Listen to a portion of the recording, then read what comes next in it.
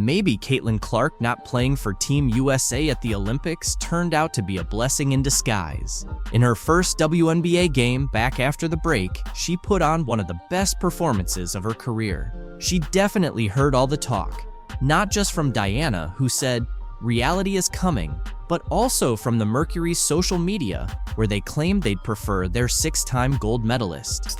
Reality is coming. You look superhuman playing against 18-year-olds, but you're gonna come with some grown women that have been playing professional basketball for a long time. I'm taking Paige. Next question. So if you had the #1 pick this year, you would take Paige over Caitlin? Absolutely. I'd be curious to know if they still agree after this game, because reality has definitely set in. Caitlin Clark might just be the best point guard in the WNBA. Diana Taurasi learned that the hard way, and you'll see why in this video. Right from the first play, Aaliyah Boston shows she's in mid-season form, chasing down a missed 3 from Mitchell and putting up the first points for Indiana. On this next play, all 3 of the Fever's all-stars get involved. Clark makes an entry pass to Boston in the post, who quickly scans over her left shoulder and delivers a perfect bounce pass to Mitchell, cutting across the baseline, who finishes with a smooth reverse layup. You can really see the chemistry between Clark and Boston here. Clark hesitates just long enough to give Boston time to get into position, then threads a bounce pass around Griner's outstretched arms, and Boston lays it in off the glass. It's a strong start for the Fever, forcing the Mercury into an early timeout. Phoenix finally gets something going, and when all else fails, they turn to Brittney Griner. She rises above the defense and sinks a fadeaway jumper over 2 defenders. Speaking of shooting over defenders, watch as Caitlin comes off a screen from Nalissa and lets one fly from NBA range, knocking down her first 3 of the game. When Caitlin starts hitting from deep early on, it's never a good sign for the other team. Kalia Copper is showing why she was such a key player for Team USA in the Olympic final, picking up right where she left off in Paris. She nails a jumper from the elbow off the dribble. While she's a solid defender, she couldn't stop Caitlin Clark, who danced around her on the perimeter, spun inside, and finished at the rim while drawing the foul for an and one. Of course, Caitlin sank the free throw to complete the 3-point play. Caitlin was in control early on. Check out how she probes the defense and splits it with a perfect bounce pass to Smith under the basket for an easy layup. Diana Taurasi, the 6-time Olympic gold medalist, finally made her mark, spinning past Boston for a smooth layup off the glass. But Phoenix couldn't keep up with Indiana's youth and speed.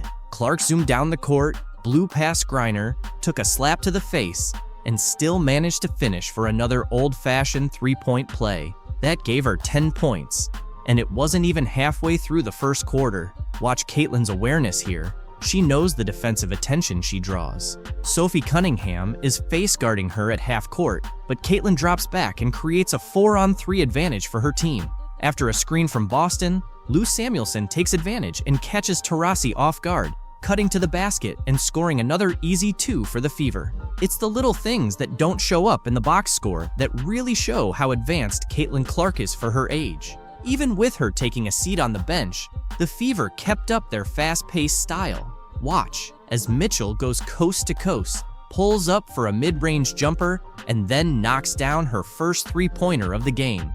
And there she is again, top of the key, matched up with Copper. Mitchell puts the ball on the floor, steps back, launches, and scores. That's 10 first-quarter points for Kelsey Mitchell, and the Fever are pulling away early. The quarter ends with, who else? Caitlin Clark. She's out for revenge, catching and shooting a deep 3, helping the Fever take a 19-point lead. Clark finishes the first quarter with 13 points, hitting a mid-range shot at the buzzer, though her team still trails by 17 points. Caitlin's on fire, starting the second quarter just like she ended the first, with another 3 from the same spot. That's 3 triples already, bringing her up to 16 points. Absolutely unreal performance from the soon-to-be Rookie of the Year. With all her scoring, it's easy to forget she's also the WNBA's assist leader. Check out this bullet pass to Nalissa Smith in transition, who finishes through contact for an and one. The Fever now lead 41, 18. This is turning into a blowout in Indianapolis, and it just gets worse for Phoenix. Clark doesn't let up, firing another pinpoint pass to Kelsey Mitchell for an easy layup. She could probably find a needle in a haystack with passes like this. It might be one of her best assists of the year, but honestly, she has so many of them, it's hard to keep count. Even Erica Wheeler is hitting threes in this game. The Fever's lead is now up to 28 points, and we're not even halfway through the second quarter.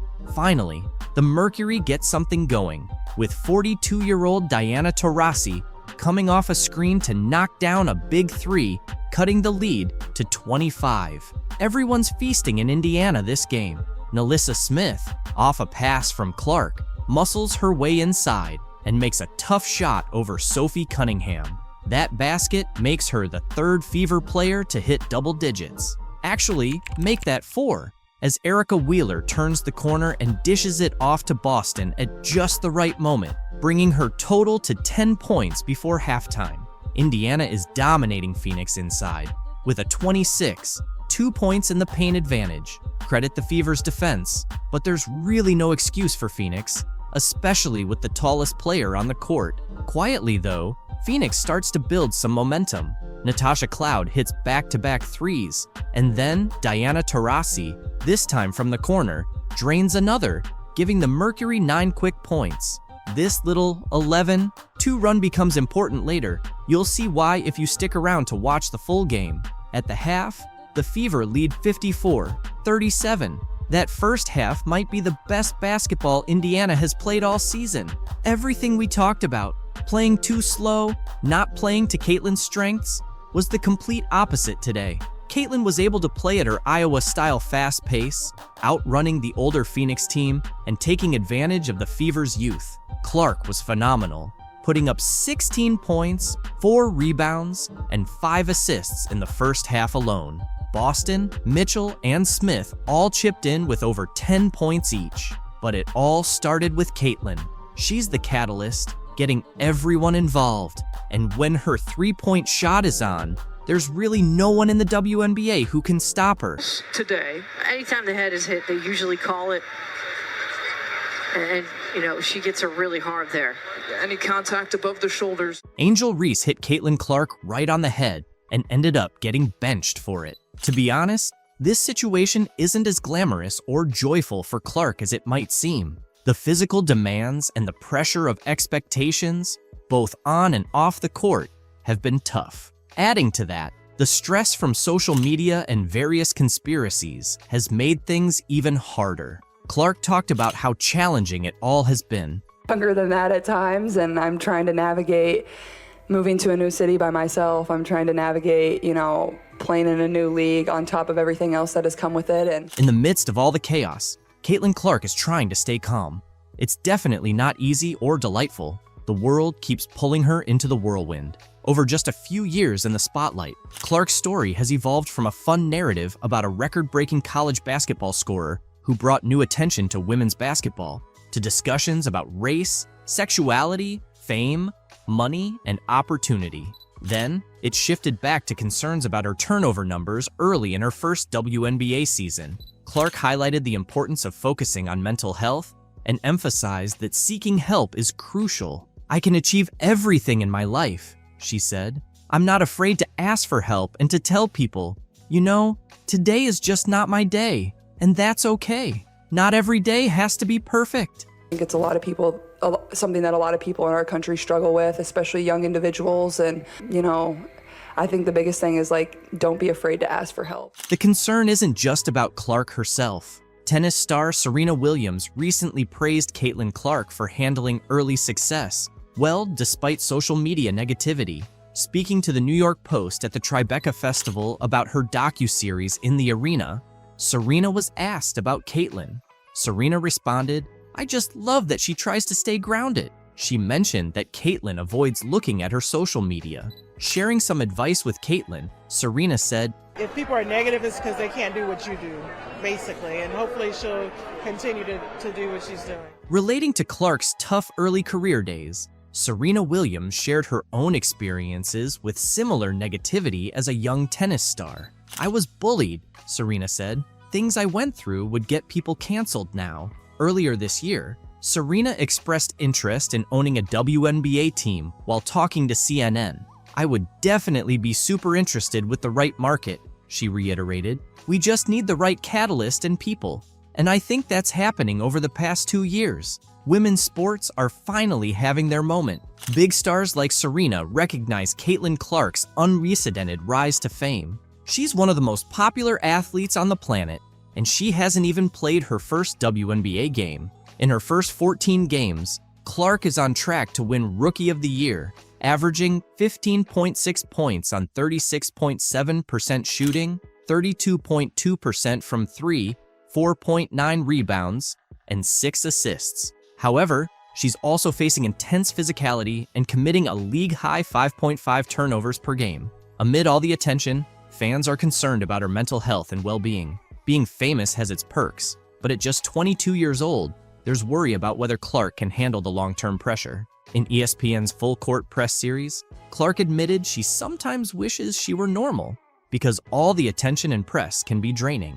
There are days when you don't want to talk to everyone, Clark said, but someone comes up to you, and this is their 10-second interaction with you, so you better smile and be kind. But sometimes, you just want to be normal. Despite the pressure, Caitlin Clark seems to be handling it well so far. But with her fame expected to rise, fans are concerned about her mental health. Life as a celebrity has its downsides, but the pros often make it worth it. At 22, Clark's exciting journey in the world of basketball and celebrity continues. The latest chapter took place on Sunday in front of a sold-out crowd at Gainbridge Fieldhouse in Indianapolis. There, she faced Angel Reese, a Chicago Sky rookie familiar with high-profile showdowns against Clark. They had a heated battle in the 2023 NCAA National Championship game, where Reese's LSU Tigers defeated Clark's Iowa Hawkeyes, famously mocking Clark's "you can't see me" hand motion.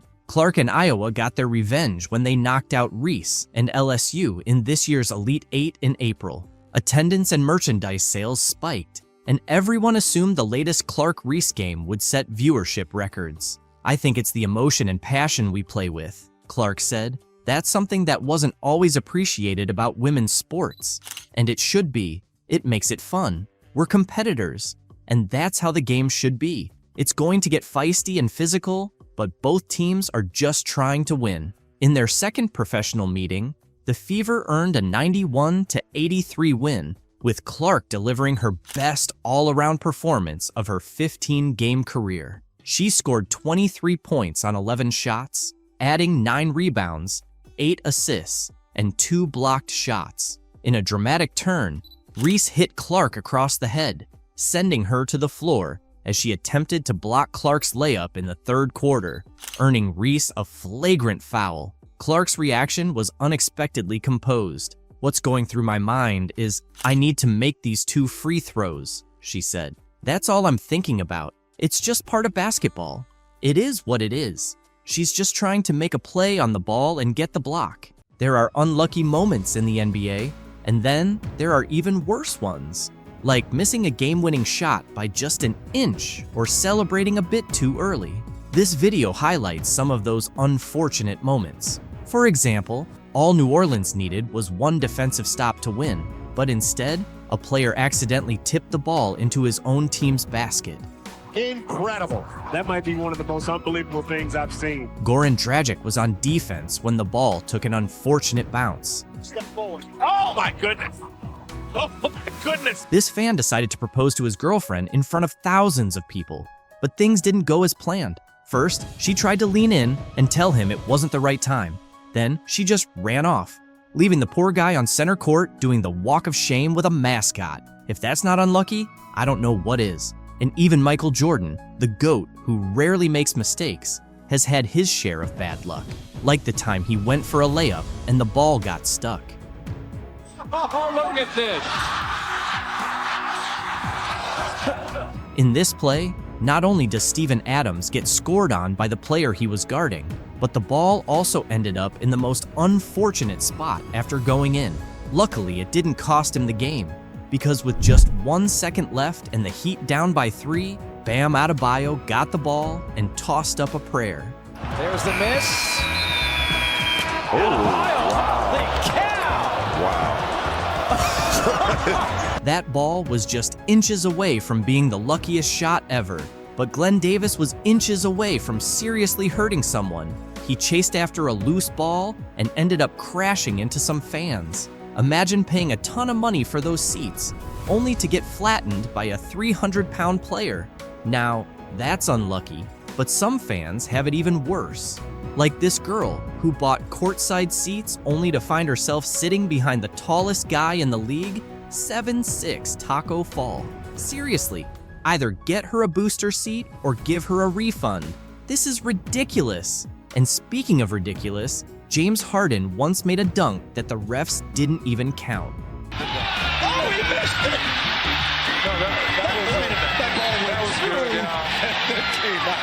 As the game was winding down, the Hawks needed a bucket to secure the win. But when Trae Young went to score, the ball got stuck on the rim. His teammates couldn't believe it. And speaking of disbelief, you won't believe what a referee did to Steph Curry. It was a perfect pass if the target was his face. Then there's Kemba Walker, who pulled up from 3 and started celebrating a bit too early. Honestly, I would have been dancing too. It looked like it was going in, and I could have sworn Baron Davis won the game for the Hornets with a buzzer-beating 3, but the refs ended up calling it off. Davis at the buzzer! No, yes, no! It's waved off! Bernie Fryer says no, it will not count! That ref must have been watching a completely different game because that shot should have counted. And speaking of shots that should have counted for something, this next one really should have. A fan had the chance to win 6 months of rent paid, and then this happened. 3, 2, 1, oh man! I guess he's stuck paying that mortgage because this guy was left scratching his head after his free throw touched every part of the rim and somehow didn't go in. What more can you do? It was in twice and still missed. Sometimes, it's just not meant to be. Just ask Kevin Durant. The Nets needed a three-pointer to win the Eastern Conference semifinals, and when KD took his shot, he needed to be behind the three-point line, but instead, he stepped on it. So instead of winning the game, Brooklyn tied it and sent it to overtime, where they ended up losing. They were one pinky toe away from winning the series. That's a total bummer. But this next moment is just painful. Jalen Brunson got karate chopped by his own teammate. Ooh, and a shot to the face of Brunson. This Warriors fan was sitting courtside and ended up right in the splash zone. Blake knew exactly what he was doing, but karma caught up with him in Brooklyn when he ran into a brick wall, his own teammate. Extra feet, oh wow. 2 Nets go down. Blake, the guy was standing right in front of you, and you still ran into him. Come on, man. And speaking of common sense, this referee could have used some too. He got steamrolled by Devin Booker. They want to be in the very near future. All right, K-Ray. Booker making the steal, goes down hard, and he's still on the floor. It seemed like Booker took the hit worse than the ref, but Sam Decker had it even rougher. He was gearing up for a wide-open dunk and ended up taking a seriously unlucky fall. Was measuring his steps and everything, man. Yeah, there we go. But the ball hit him in the face twice. No, once. Just once. Anthony Davis got caught slipping as well when he almost got injured by a mop. AD, look out below. Finger roll. He was almost off balance when he left. Yeah, and he slipped on the mop down there. Things aren't looking good. Anthony might miss 3 months after that. Meanwhile, this fan is missing their beer because Kyle Lowry accidentally knocked it out of their hands. Falling in that front row, the fans covered. Oh. When Kyle Lowry is falling into your lap, you better move quickly, just like Carmelo Anthony did. With only 6 seconds left, he had to launch a shot to try to win the game. But this happened. Anthony puts up a 3, in and out! During a jump ball, Darko Milicic accidentally put the ball into his own basket. Tapped up and in! After the jump ball with Darko Milicic. The man was shocked, and so was Ken Bazemore. Even though he blocked Kyle Lowry's shot, the ball still went in. Picked by Lowry. Step back, the blocker that drops it. Piling up the blocks. Here's Bays flying through the air, ends it, and then it goes up. And right in the basket. In this play, Jeremy Sochan should have been defending his face because he took a bullet pass from Russell Westbrook straight to the dome. Lonnie was thinking about going a little back door that time for the jam. In this game, Kobe took a shot that seemed destined to go in. He had the ball halfway down the basket, but it somehow popped out. It's like the basket's cursed or something. But this next moment is so unlucky, it should be in the Hall of Shame. A Sixers fan was chosen to shoot a half-court shot for a prize. And while in the past, some people have won TVs, brand new cars, or even $1 million, look at what this guy ended up winning. If you make a half-court shot, everyone in here gets a Chick-fil-A biscuit. This is for anybody!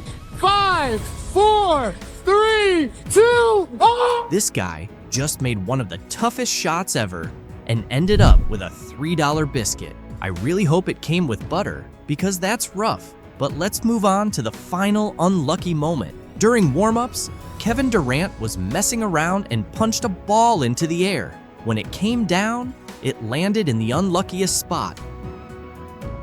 And it landed on somebody. You just see a bunch of people go surround the guy. And I saw an old man with a veteran's hat on. I'm like, oh, this ain't good. It hit his glasses. It cut the man. Kevin ran to the stands, profusely apologized, left. His security guy came back and apologized and invited the man to come back to the locker room. And when the guy talked to Kevin, he said, look, you better win the game now after doing that. Kevin gave Grandpa some serious flashbacks with that move. And Angel Reese knows a ring is coming.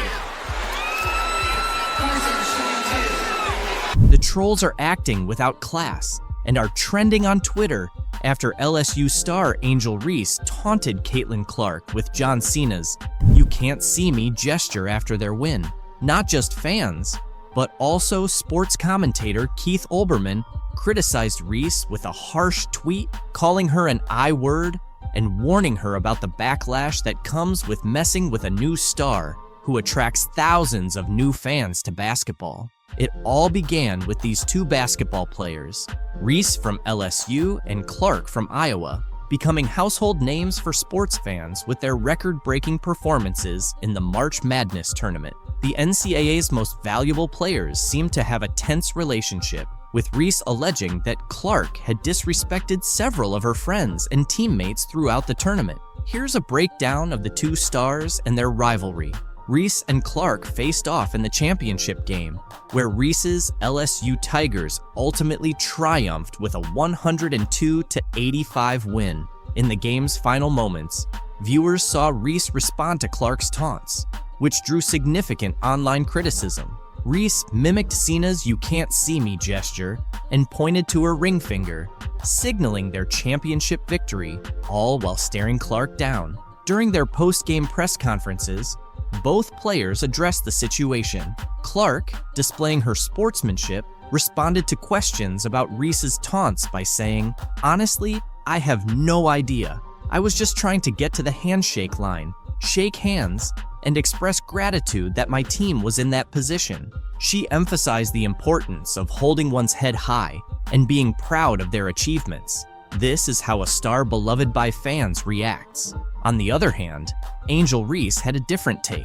In her post-game interview, Reese acknowledged Clark as a hell of a player, but noted that Clark had disrespected her teammate Alexis Morris during the title game. Reese made it clear that she doesn't take disrespect lightly. Since their post-game interviews, both Reese and Clark have addressed the discussions surrounding their taunts. Speaking with ESPN, Clark defended Reese, saying, "I don't think Angel should be criticized at all.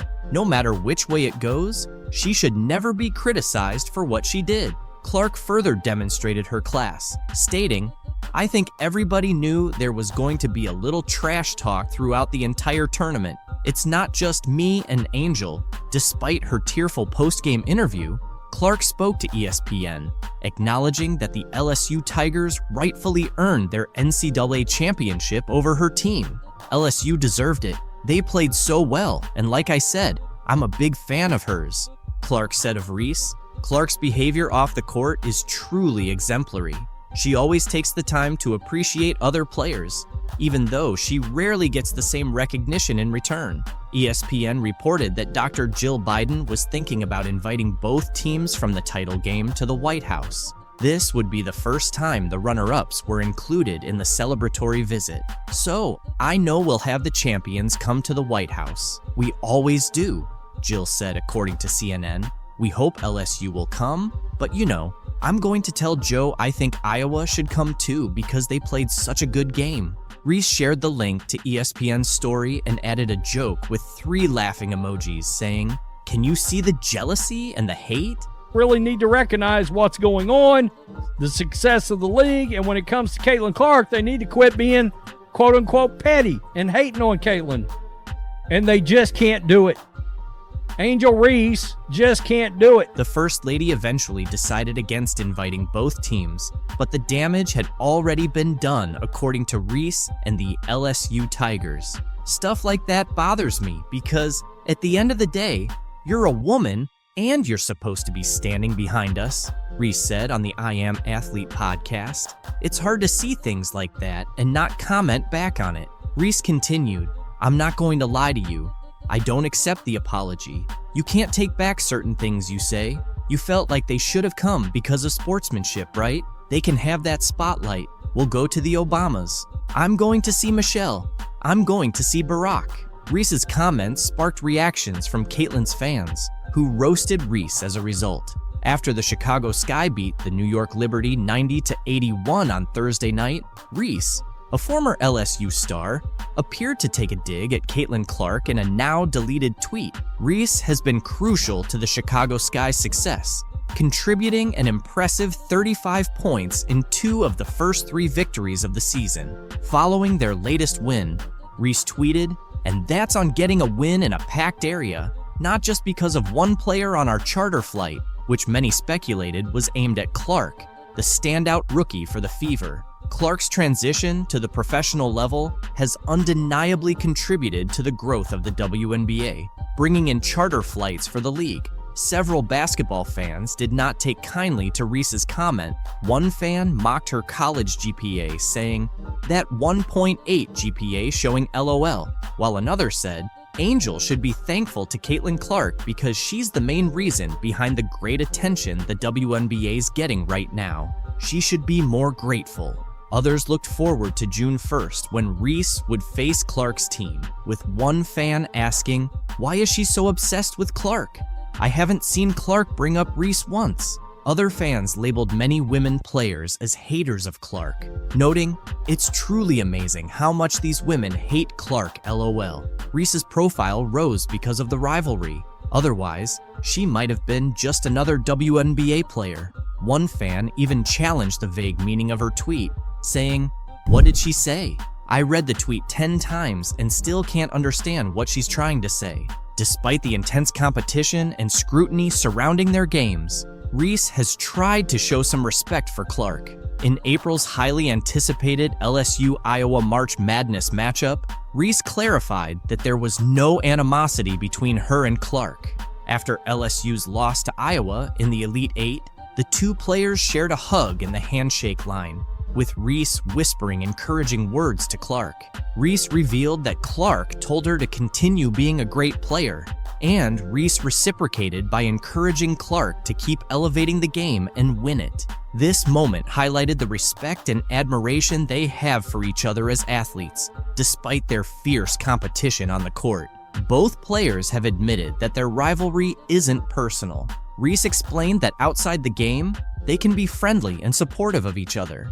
She acknowledged that people often misinterpret their competitive nature as hatred, but in reality, they respect each other and understand the nature of the game. However, recent events paint a different picture. Reese recorded an impressive stat line with 17 points and 20 rebounds in 36 minutes before fouling out with under 2 minutes left in the 4th quarter. On the other hand, Clark delivered a stellar performance, finishing with 41 points, including 9 3-pointers, 12 assists, 7 rebounds, 2 steals, and 1 block, leading Iowa to the Final Four. It is still a team game, and but I'm rooting for Caitlin because I've been in that seat before. I've walked that road before. I hope she kills. LeBron James has chosen to focus on the positive impact Caitlin Clark is having on the WNBA in her rookie season, despite the early struggles and criticism faced by players like Angel Reese. James praised Clark for boosting interest and viewership in women's basketball, highlighting her significant contributions to the sport's growth. The one thing that I love that she's bringing to her sport is that more people want to watch, more people want to tune in. Don't get it twisted. Caitlin Clark is the reason a lot of great things are going to happen for the WNBA, James said. James is absolutely right. Clark's impact is substantial. She is a major reason behind the increased viewership and support for women's basketball. Her arrival in the WNBA has led to more nationally televised games and the introduction of charter flights for WNBA teams, changes that players like Angel Reese might not like because they envy Caitlin's stardom.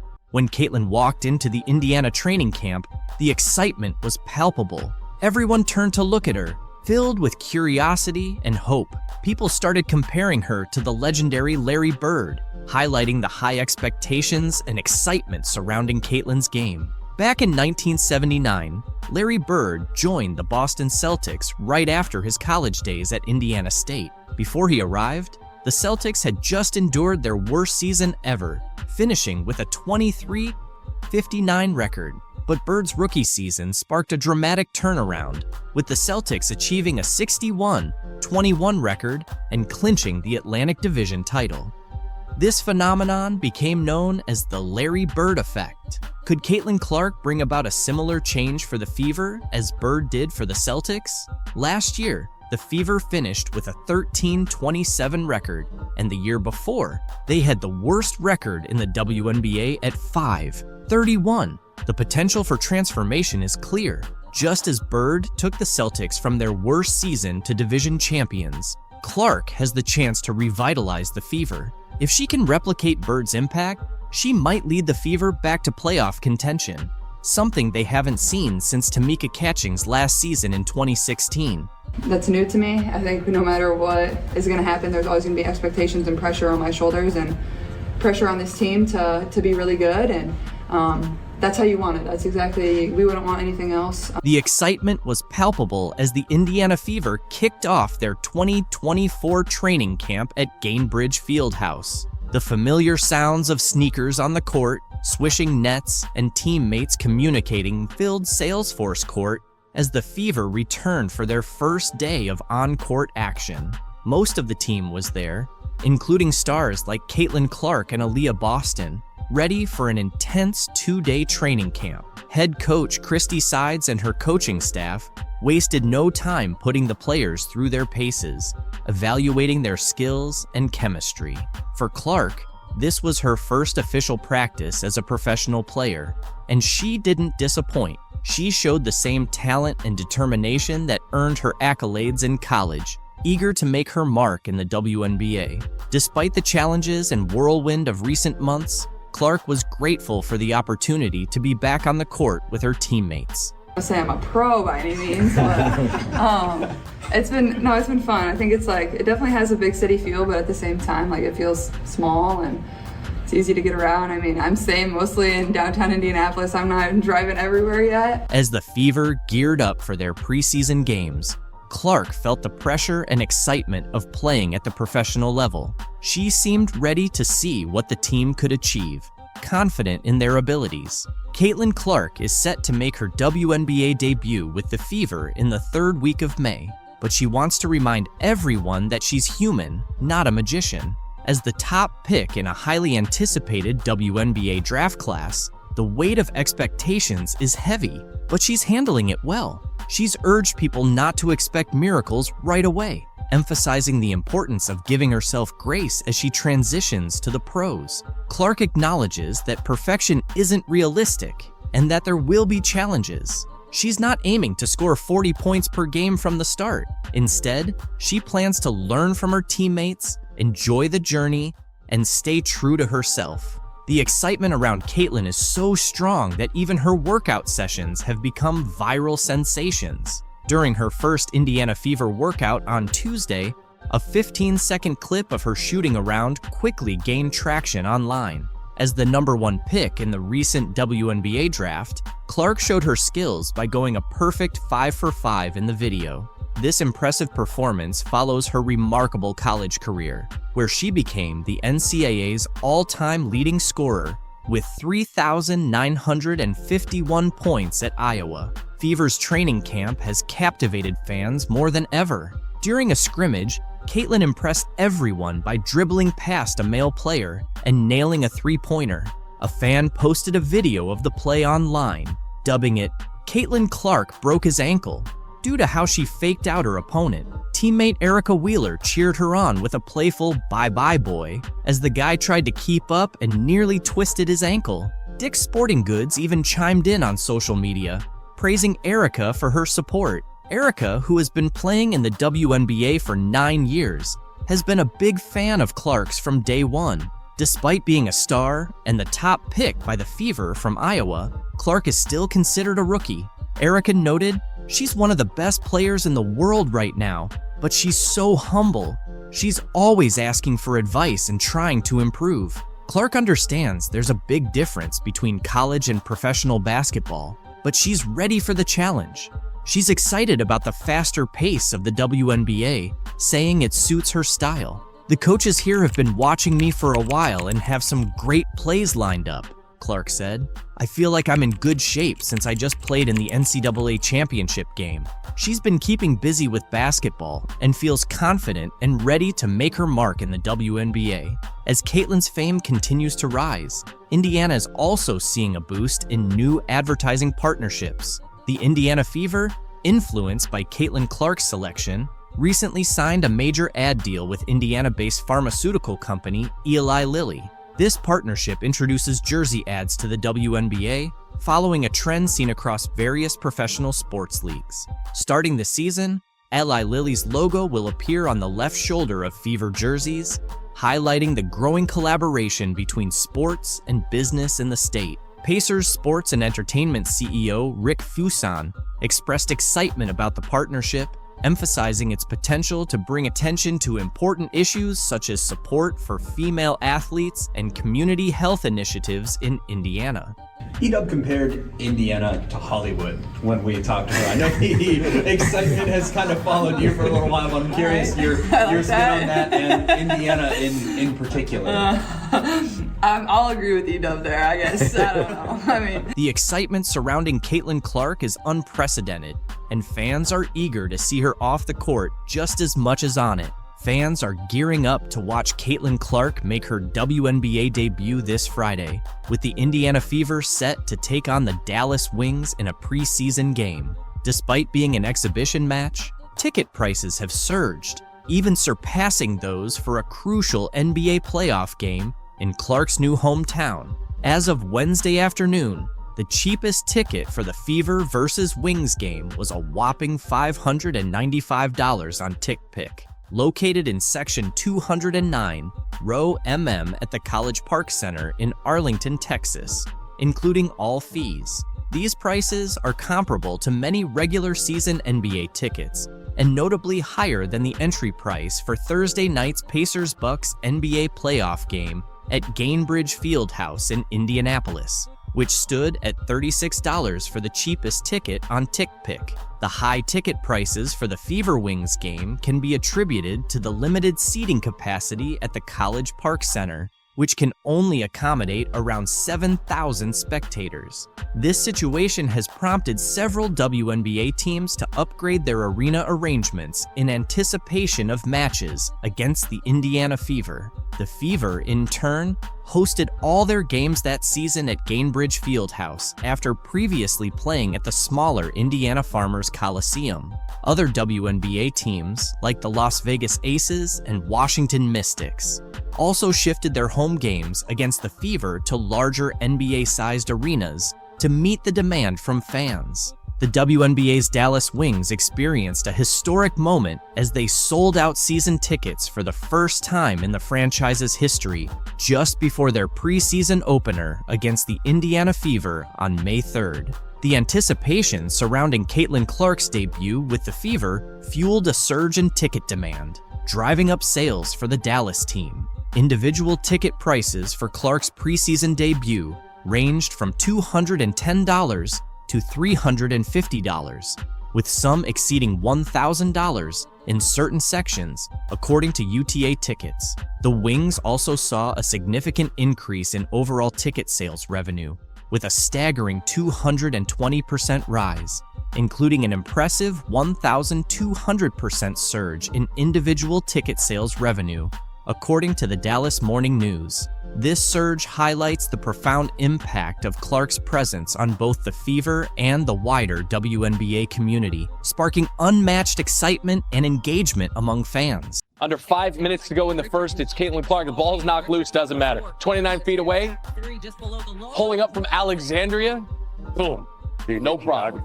Caitlin Clark just delivered the explosive performance we've all been waiting for. She nailed 7 three-pointers and scored over 30 points in front of a packed crowd of more than 20,000 fans, turning a dream scenario into reality for us supporters. In this remarkable game, Clark became just the second rookie in WNBA history to hit 7 three-pointers and reach a career-high 30 points. She matched Crystal Robinson's rookie three-point record from 1999 and surpassed Tamika Catching's record of 6 from 2002, setting a new franchise record for the most three-pointers by a rookie in a single game. Her standout performance not only led the Indiana Fever to an 85-83 victory over the Washington Mystics in the Commissioner's Cup, but also won over fans who had seen her struggle in earlier games.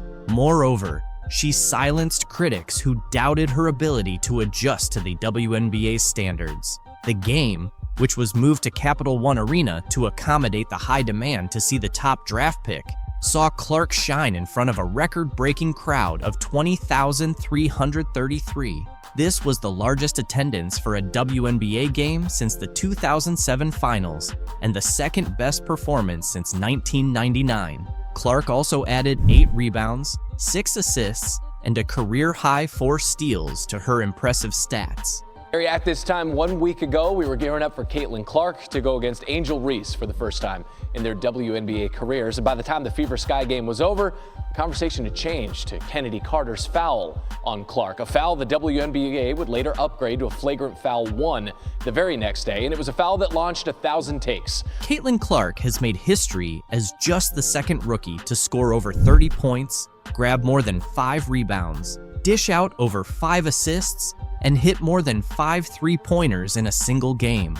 She also became the fastest WNBA player to reach 200 points and 75 assists, achieving this in just 12 games and surpassing Sue Bird's record of 14 games. "It felt great to shoot well. Even my misses felt close," Clark said after the game. "It was nice to have a night like this. Overall, we shot the ball really well. 16 made threes. I still see so many areas where I can improve, and I think that goes for our entire team." Clark is determined to maintain her high level of play, knowing she hasn't reached her peak yet. Her standout performance also led the Fever to deliver the Mystics their 11th consecutive loss, marking the worst start in the franchise's history. Kelsey Mitchell, Clark's backcourt partner, added 16 points, 4 assists, and 3 steals. Both Aaliyah Boston and Nalissa Smith contributed 10 points each. The team secured their second Commissioner's Cup win, moving to a 2-1 record in the competition. However, despite her impressive performance, Clark is still dealing with some rookie challenges, including leading the league in turnovers. She had 8 more turnovers in this game, bringing her season total to 67. Interestingly, she matched her career high of 30 points from May 28th against the Los Angeles Sparks. Along with her 6 assists, 8 rebounds, and 4 steals, she made 7 of 13 three-point attempts, tying a WNBA rookie record, and hit 5 consecutive shots from beyond the arc in the second half. Yeah, I think it's a process more than anything. It felt good to shoot the ball well. Like, I feel like even my misses were like right there. I thought multiple were still going in, and it was nice to have a night like that. Clark's confidence in her game is evident from recent performances. Earlier, she discussed the learning curve she faced in her first 11 professional games. After scoring just 3 points in a season-low performance against the New York Liberty on Sunday, Clark rebounded with what many consider the best game of her young WNBA career, thanks to a 4-day break. During this time off, Clark mentioned that the Fever took the opportunity to refine their set plays and practice against ball screen blitzes that had been challenging them. Against the Mystics, Clark found space to create off those screens, explaining, "As a shooter, once you see 1 or 2 shots go in, the basket just seems bigger and bigger." Indiana head coach Christy Sides noted that the strategy to get Clark more action off screens was deliberate, aiming to reduce her workload. "She started feeling it late, which is always a good sign," Sides said. Defensively, Clark made an impact with a steal under the Washington basket to ignite a transition bucket in the first half and added another steal shortly after.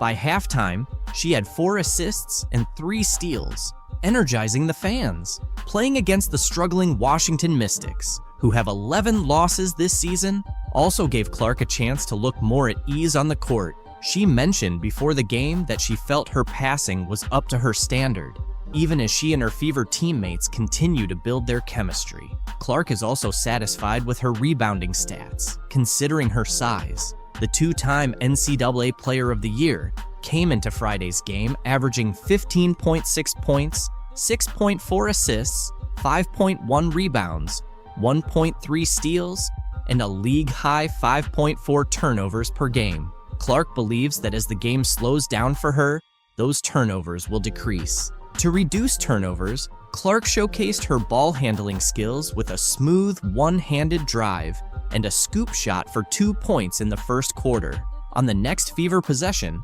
she demonstrated her court vision with a give and go with second-year forward and 2023 top draft pick, Aaliyah Boston. Despite this, some flaws in Clark's game from the first 6 weeks of her professional career were evident on Friday. In the first quarter, she was stripped by fellow rookie Julie Van Loo, who then hit a transition three-pointer before Clark could recover. Clark responded with a step-back three-pointer near the Mystics logo. With the Fever starting 3s in 9, Clark is gaining a clearer understanding of how much experience counts in the WNBA.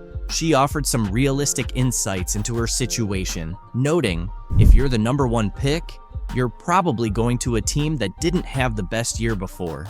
It can be tough at times." One of the positives from the first 11 games has been the team's energy, which Clark says has remained consistent since their first game. Recently, Clark has been more in the media spotlight, particularly after taking hard fouls from the Chicago Sky's Chennedy Carter, which the league later upgraded to a flagrant foul. Clark addressed the controversy before Friday's game and stated she wasn't seeking an apology from Carter. While Carter faced criticism from fans upon the Sky's arrival in DC, Clark's performance highlighted her resilience and ability to rise above the situation. And she's having a tremendous season. She's played great basketball in my eyes, probably in first place for 6th player of the year. And, it's just basketball at the end of the day. There's no grudges. There's nothing like that. It's a sport. It's competitive. It's not going to be nice all the time. That's not what basketball is. And I think people that play that at the highest level understand that. Clark acknowledged that she was fully aware of the physical challenges she would face in the WNBA. "Maybe some people didn't understand the circumstances," she said. Clark continued, "You're starting a new chapter and a new phase of your career as a professional athlete. It's not going to click overnight. That's just not how it works." Clark has been emphasizing this since the beginning of her WNBA career, but both she and her fans are well aware of her exceptional talent and quick learning abilities. She plays in front of sold-out crowds in large arenas, and the excitement only seems to grow with each game. While Angel Reese might not see it now, it's Caitlin Clark who has made the WNBA the talk of the town, drawing record-breaking crowds and increasing viewership for fans watching from home.